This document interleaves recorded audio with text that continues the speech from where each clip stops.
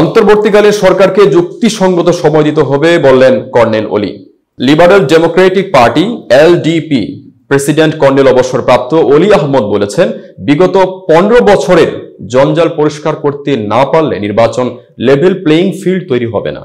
এজন্য অন্তর্বর্তীকালীন সরকারকে যুক্তিসঙ্গত সময় দিতে হবে। শনিবার রাজধানীর ইঞ্জিনিয়ার্স ইনস্টিটিউশনে এলডিপির প্রতিষ্ঠা বার্ষিকী ও কেন্দ্রীয় সম্মেলনে তিনি এসব কথা বলেন। অলি আহমদ বলেন, কিছু কিছু লোক দেশকে এখনো অস্থিতিশীল করার চেষ্টা করছে।